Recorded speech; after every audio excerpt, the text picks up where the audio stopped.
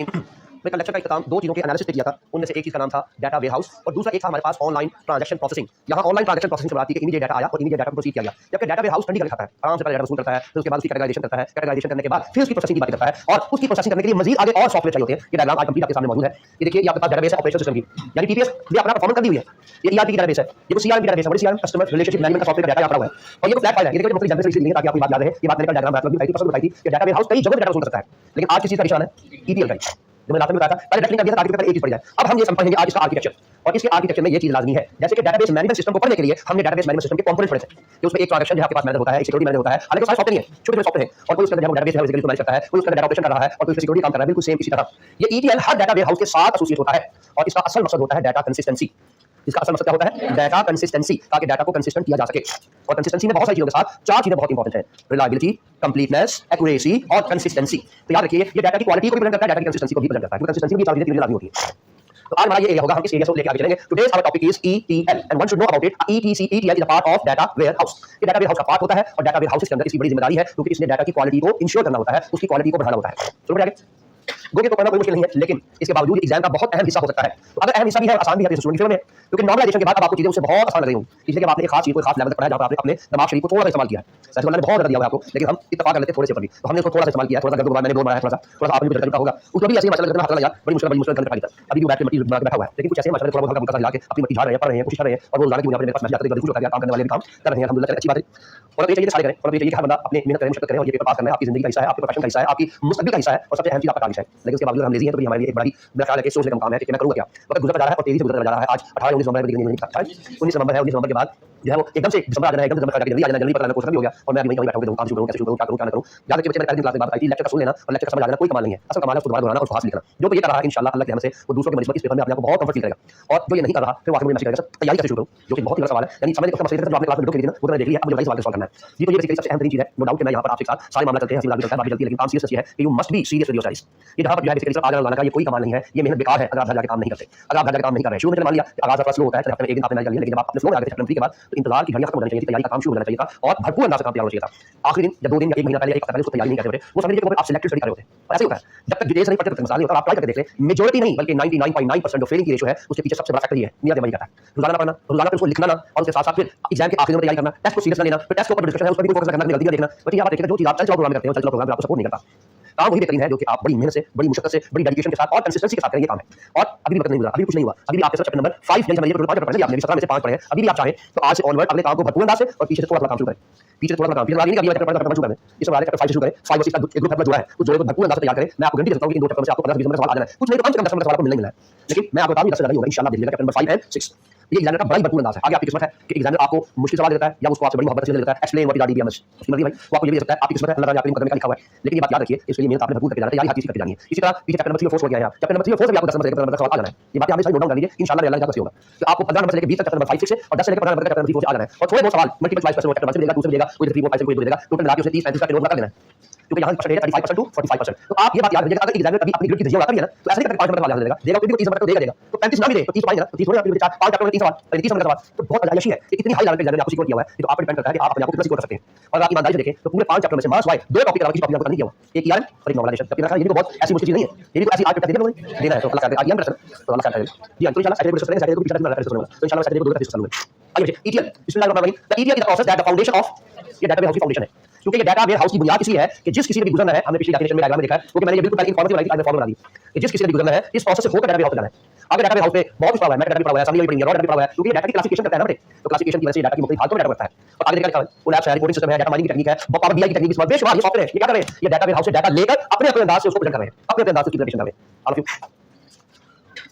The ETL is the process that is the foundation of data warehouse. It is the pipeline that move data from source system into, ये बहुत अहम जुमला है, अपनी मर्जी से आप लिख सकते हैं, आगे लिखा हुआ है स्टेप बाय स्टेप, हर काम स्टेप बाय स्टेप होना है, हर काम तरतीब से होना है। लेकिन जिस डाटा ने भी डाटा वेयरहाउस में एंटर होना है, first of all that has to pass through ETL, वो ईटीएल से पास होकर ही आगे आएगा, उसके बगैर वो पास नहीं हो सकता। जी, what is the meaning of extract? The data is read, extracted from various sources. OTPL database में डाटा सकता है, ये पढ़ लिया होगा, यानी क्या किया आपने, जो ओटीपीएल ने अपनी प्रोसेसिंग की थी, प्रोसेसिंग करने के बाद जो डाटा रखा हुआ है वो डाटा भी इस्तेमाल हो सकता है डाटा वेयरहाउस में, बाहर से डाटा आ सकता है, एपीआई एप्लीकेशन आपके पास प्रोग्राम इंटरफेस बाहर से आ सकता है, फ्लैट फाइल से भी आ सकता है, डाटाबेस से भी आ सकता है, फ्रॉम मेनी सोर्सेज। एक्सट्रैक्ट पे दो बातें हैं, कौन बताएगा कौन सी दो बातें एक्सट्रैक्ट पे याद करनी है, क्योंकि सबसे अहम चीज इसमें यही है कि आपने बातें क्या याद करनी है। इसमें बातें हैं दो, कनेक्शन एंड सोर्स, ये दो बातें बड़ी होनी है, जिसको ये दो पॉइंट याद है, अपने लफ्जों में जितना मर्जी अंदाज से लिखे।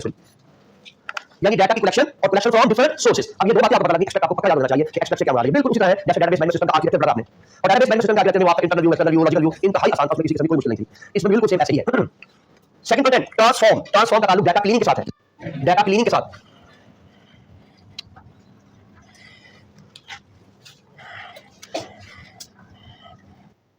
अब पिछली कई चीजों का यहाँ फायदा है जो पढ़ी हुई है, अब यहाँ उन्हीं बातों को दोबारा दोहराया जा सकता है, दोबारा रीराइट किया जा सकता है। एग्जांपल देखिए बच्चे, data is cleaned enriched and reformatted, सब कुछ लिख दिया उसमें। रीफॉर्मेटेड क्या करते, दो चीजों का फॉर्मेट सेम नहीं था, उनका फॉर्मेट सेम कर दिया। डाटा मिसिंग था, वहां डाटा ऐड कर दिया। जहां डाटा में दो जगह पर डाटा की इनकंसिस्टेंसी थी, डाटा कंसिस्टेंट कर दिया। ये सारे के सारे काम जो है ये इसकी जिम्मेदारी में शामिल है जी। This include filtering, sorting, aggregating, joining and applying business rules. दूसरा काम हमारे साथ अप्लाई हो गया कि हमने जो है बेसिकली डाटा को ट्रांसफॉर्म करना है, और ट्रांसफॉर्म करने के बाद उसे किसी असल हालत में लेकर आना है जो डाटा बिजनेस में इस्तेमाल हो सके। Last content load. भाई लोड का ताल्लुक है उसको डाटा वेयर हाउस में भेजना, उसको डाटा वेयर हाउस तक पहुंचाना।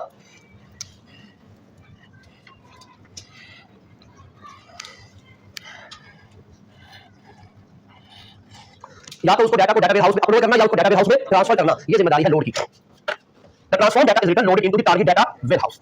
Example, a company, retail company want to analyse sale. The first one is every night a process pulls the day sale data from sale database and new customer information from CRM। यानी दो तरह की आपके पास record है, cell का हमारा सामान दिखा और पुराने कस्टमर का डाटा तो पहले से ही है, अगर कोई नया कस्टमर ऐड हुआ है तो उसका डाटा CRM से हासिल करेगा। ये डाटा हासिल करना तो उसे सोर्स बताया है और साथ साथ कलेक्शन बताई है। सोर्स बताया कौन कौन सोर्स, एक सोर्स सेल डेटाबेस, एक सोर्स दूसरा CRM system, customer relationship management, जिसमें सिर्फ कस्टमर का डाटा होता है। ये कस्टमर कब से कस्टमर मेरा, इस कस्टमर ने आज तक मुझसे क्या क्या खरीदा है, इस कस्टमर ने मेरी ऑर्गेनाइजेशन को आज तक कितना प्रॉफिट दिया है, इस कस्टमर ने आज तक कितनी टोटल क्वांटिटी में सामान खरीदा है, मोस्टली कौन सा सामान ज्यादा खरीदा है। ये सारी एक कस्टमर की हिस्ट्री, एक कस्टमर की इन्फॉर्मेशन कहां पर होती है, CRM के सॉफ्टवेयर के अंदर। लेकिन ये डिपेंड करता है कि इदारा कितना बड़ा है, छोटे इदारे काम नहीं कर सकते, बड़े इदारों का बजट ज्यादा होता है तो इस तरह की मेहनत ज्यादा परफॉर्म करते हैं। Transform the sale data is clean, fixing missing report, इसका रिपोर्ट मिसिंग है, कन्वर्टेड यूएसडी टू ईओ। मुमकिन है उसने पैसे आपको आपके पास डॉलर में दिए थे, आपने उसको ईओ में कन्वर्ट करना, जिसमें भी आप डील करते हैं। आप यहां पर पाकिस्तान का रुपये भी दे सकते हैं, या मुमकिन है पैसे आपको ईओ में आए हैं, मुमकिन है पैसे आपको डॉलर में आए हैं, मुमकिन है पैसे आपको यन में आए हैं, मुमकिन है पैसे आपको किसी और जो इंडियन में आए हैं, अब आपको पाकिस्तान का कन्वर्ट करना है ना। ये क्लीनिंग में सारे काम होते हैं जो कि ट्रांसफॉर्म करना है। And join with the customer data to create unified sale fact table. The last one is the load. Transform table is loaded into data warehouse, ready for analysis for the next morning. क्योंकि हमें मालूम है कि data warehouse में analysis नहीं करना, data warehouse में data रखा जाएगा और आगे फर्दर एनालिसिस करने वाले डाटा वेयरहाउस से डाटा एक्सट्रैक्ट करेंगे, वहां से डाटा वसूल करेंगे। डालूंगी बात, मैंने नीचे दो तरह के लोड है, इसका भी ख्याल रखना है। There are two different kind of load, initial load and incremental load. अपने जुमले से समझ आ रहा है किसी चीज का अपडेट करना, किसी पुरानी चीज में नई चीज ऐड करना, ये आपका इंक्रीमेंटल है, और बिल्कुल नई चीज एंटर करना ये क्या कहलाती है, initial load. Occupying the warehouse with all historical data at once. तो बच्चे आपके पास 7 साल के सारे डाटा के रिकॉर्ड अलग-अलग पड़े हुए हैं। ये पहले साल का डाटा, ये दूसरे साल का, ये तीसरे साल का, मैंने साल लिखा है, आपकी मर्जी, आप 6 लिख दे, 12 लिख दे, 10 लिख दे, 50 लिख दे, आपकी मर्जी, ये कोई स्टैंडर्ड रूल नहीं है। इंक्रीमेंटल ये लिखा हुआ है एडिंग ओनली न्यू और अपडेटेड रिकॉर्ड। अगर किसी में कोई मॉडिफिकेशन करनी थी, आपने सेल का डाटा अपलोड कर दिया हुआ है, पता लगा कि इसने बंदे ने एक ही दिन में 2 सेल वोचर ऐड किए थे, तो आप कस्टमर के डाटा में बात ऐड होनी चाहिए ना। तो आपने बताया कस्टमर ए था, इसका ये इनवॉइस नंबर 1, ये इसका इनवॉइस नंबर 2, लेकिन इनवॉइस नंबर 1 जो थी वो उसकी अपलोड हो गई थी रात 12 बजे, और इनवॉइस नंबर 2 अनफॉर्चुनेटली रात 1 बजे अपलोड हुई है। रात 12 बजे टाइम था डाटा वेयरहाउस में डाटा जाने का, तो डाटा रात 12 बजे चला गया। 1 बजे दोबारा जब डाटा एंटर हुआ तो डाटा वेयरहाउस में बताया गया कि डाटा उसके साथ लिंक करना था, वो उसको दोबारा लिंक करेगा। ये कौन सा लोड होगा, इंक्रीमेंटल लोड। जो पहले से डाटा वेयरहाउस में मौजूद हुआ रिकॉर्ड में एक नई चीज को ऐड करेगा, उसके साथ अटैच करेगा। बिल्कुल ऐसे जैसे आपके पास सिंपल कार्ड होता है और आपको एक और आता है कि के साथ आप लोड करते हो, उसको कर लेते हैं। डाटा वेयरहाउस भी ऐसे ही करता है। तो जब पहली मर्तबा डाटा एंटर होता है वो इनिशियल कहलाता है, और अगर किसी रिकॉर्ड में अपडेशन के साथ कोई चीज ऐड करनी हो तो क्या कहलाती है, इंक्रीमेंटल। ये अंग्रेजी का लफ्ज है, ऐसे ही इस्तेमाल होता है। इंक्रीमेंटल कॉन्टेक्ट कहती है कि किसी चीज में कोई चीज इनहैंस हो रही हो, लेकिन वो चीज पहले मौजूद हो, वो चीज पहले से मौजूद हो। एक एम्प्लॉय पहली मर्तबा आया और कंपनी ने उसकी तनख्वाह 4 लाख मुकर्रर की, तो क्या इंक्रीमेंट है? लेकिन 1 4 लाख ले रहा था, अगले साल उसकी सैलरी में 10% एडिशन किया गया, क्या इंक्रीमेंट है। समझ, तो वो चीज पहले से मौजूद होनी चाहिए जिसमें इंक्रीमेंट किया जाता है। Easy to understand? श्योर? और करनी इजी है, वन ऑफ द soca.com इंशाल्लाह।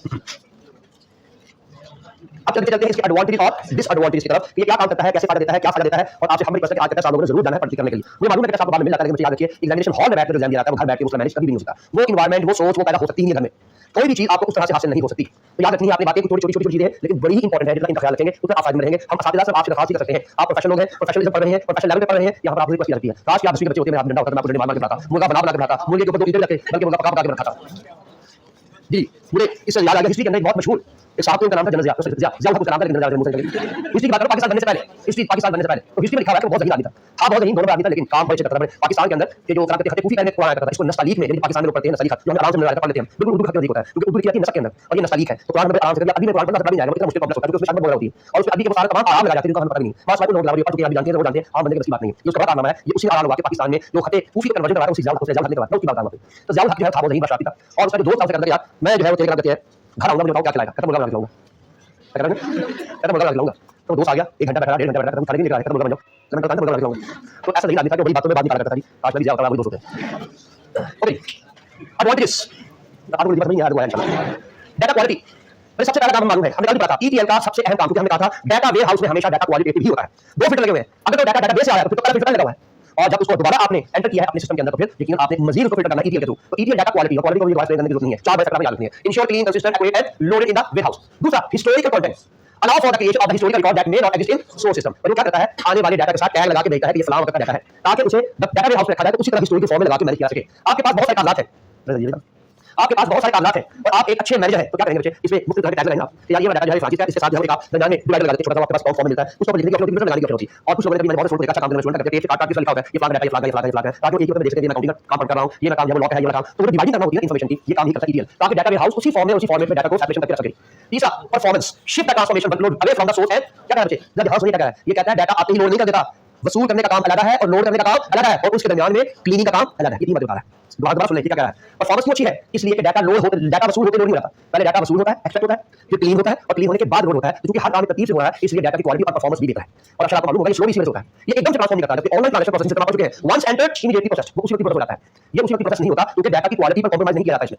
इसके एडवांटेज और डिसएडवांटेज भी है। ये लफ्ज आपको आपके कोर्स के आखिर तक लेके चलेगा, लेटेंसी, इसे बात है डिले, इसे क्या बात है, डिले, ये बार-बार आएगा, ये बार-बार आएगा और कई जगहों पर आएगा, तो फिर मैं याद भी कराता जाऊंगा और आप भी याद रखिएगा। लिखा भी होगा, पता नहीं बात, ये क्या होता है, बैच ओरिएंटेड, क्योंकि डाटा हाउस हर बैच पर है, तो जो प्रॉपर्टीज डाटा हाउस की है असल में वही प्रॉपर्टी ईटीएल की है, because ETL is a part of data house. तो बैच ओरिएंटेड है ईटीएल, मैं क्या था एग्जांपल में, या तो नाइटली या 2 बजे या 6 बजे या 10 बजे व्हाटएवर, तो ये टाइम के साथ चलता है, या बैच में टोटल कलेक्शन पर चलता है, mean data is not real time. Complexity बड़ी सबसे बड़ी है, इसमें हर तरह का डाटा होता है, स्ट्रक्चर भी, अनस्ट्रक्चर भी, सेमी स्ट्रक्चर भी, कई टाइप का डाटा और बहुत वॉल्यूम वाला डाटा। बिग डाटा की बात याद रखिए, बिग डाटा जहां फायदा देता है वहां बिग डाटा का सबसे बड़ा प्रॉब्लम था complexity of data, variety of data. तो जितने सवाल आपको मैंने रिवाइज करने में सबसे बड़ी प्रॉब्लम कॉम्प्लेक्सिटी ऑफ डाटा है, क्योंकि वैरायटी ऑफ डाटा ज्यादा होता है, उसे मैनिपुलेट करना कभी आसान, स्पेशली जब यूजर को एक ही वक्त में स्ट्रक्चर और अनस्ट्रक्चर का मिक्सचर चाहिए हो, ये काम बड़ा मुश्किल होता है किसी भी सॉफ्टवेयर किसी भी सिस्टम के लिए। और जहां डाटा सेमी स्ट्रक्चर वाला काम होनी है वहां इस तरह की वर्किंग होनी है। तो this is one of the big problem for the software, क्योंकि जो सॉफ्टवेयर सिर्फ स्ट्रक्चर पे काम करता है वो उसके लिए वो आसान है, जो सिर्फ अनस्ट्रक्चर पे काम करता है उसके लिए वो आसान है, और जो दोनों को एक ही वक्त में लेके चलेगा वो कभी आसान नहीं होगा। तो designing and maintaining robust ETL pipeline is a complex engineering task. मतलब ये क्या है, पहले उसको वसूल करना, जब वसूल करेगा तो क्लीनिंग करके कैटेगराइजेशन करेगा, तो क्लीनिंग करके कैटेगराइजेशन करनी पड़ेगी, उनको कैटेगराइज करेगा, ये कंटेंट आप पढ़ चुके पीछे, सॉर्टिंग करता है उनकी, फिल्टरिंग करता है और फिर इकट्ठा भी करता है बाद में उन्हें, लिंक डेवलप करना है बाद में उसके। तो ये सारे के सारे काम इतने आसान नहीं है, और फिर उनको ज्वाइन करके कहीं ना कहीं डाटाबेस हाउस में खाता भी है ताकि लिंक याद रहे। The last one is source intensive। अब ये कहता है कि आपके पास transformation step can be computationally expensive, ये सारा का सारा काम आपका बहुत महंगा है, इसलिए कि इसमें पहले आपने डाटाबेस से डाटा इकट्ठा किया, हर डाटाबेस में पहले हो चुका है, लेकिन फिर एक नया काम करना, आपके सारे को एक जगह पर मेंटेन रखना। तो मैंने कल दो बात बताई थी, एक तो आपको हाई एक्सपर्टीज चाहिए, टाइम चाहिए और कॉस्ट भी चाहिए, ये तीनों चीज शामिल होती है। हमें मालूम है time is also money, time भी पैसा है ना, वक्त याद है, वक्त एक बहुत कीमती चीज है और ये भी हमारे पास एक लिहाज से पैसा है। तो ये सारे तीन बड़े काम आपने बताने हैं सादा लफ्जों में। डिले आता है, पैसे बहुत चाहिए, कॉस्ट चाहिए, एक्सपर्टीज चाहिए, और तीसरा ईटीएल का प्रोसेस बहुत कॉम्प्लेक्स है, डाटा को कलेक्ट करना कई सोर्सेस से, फिर उसकी क्लीनिंग करना, क्लीनिंग किस सारे मुश्किल काम है, और फिर उसको टाइम वाइज लोड करना, ये कौन सा डाटा कब लोड करना है, ये सारा का सारा निजाम कॉम्प्लेक्स है। नॉर्मलाइजेशन के बाद तीन आसान तरीन टॉपिक पढ़नी है बच्चे आपने, what is data warehouse, what is OLTP and the last one what is ETL. अब आप आखिरी कंटेंट की तरफ जा रहे हैं इस चैप्टर के, और वो कंटेंट है आपका डाटा वेयर हाउस आर्किटेक्चर। अब आपको सारा कुछ पता चलेगा। ये वही चीजें हैं जो अभी आपने पढ़ी हैं, लेकिन मुख्तलिफ चीजों की जुबान से पढ़ रहे हैं आप। जैसे आपने डाटा एनालिटिकल साइकिल पढ़ा था, आगे जाकर आपने दूसरे चीज का कंटेंट पढ़ा, डाटा एनालिटिकल की ब्रांचेस, तो वही काम आगे होते हैं। बस फर्क ये था कि जहां तीन कंटेंट मिला के एक जगह पर मेंशन किया जा रहा था।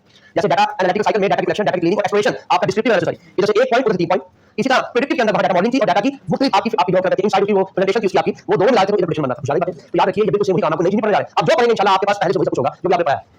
ये क्या है, ये डाटा कलेक्शन है, ये क्या है, ये डाटा क्लीनिंग है, ये क्या है क्लीनिंग, ये क्या स्टोरेज, ये लोड है, तो भाई ये ई है, ये टी है, एल है, क्या दिया आपने। मैंने कहा याद रखिए, वो ये बात पढ़ेंगे, ये कैसा सवाल था मैं बताता हूं। डाटाबेस मैनेजमेंट सिस्टम में इंडिपेंडेंसी पड़ी थी, कोई चीज याद रखनी थी, डीबीएमएस टैबलेट में याद है कुछ, हमने कहा था लॉजिकल इंडिपेंडेंसी, फिजिकल इंडिपेंडेंसी, लेकिन आगे जाकर काम होगा logical view and physical view, ना बदली होगा, बस कहानी वही थी।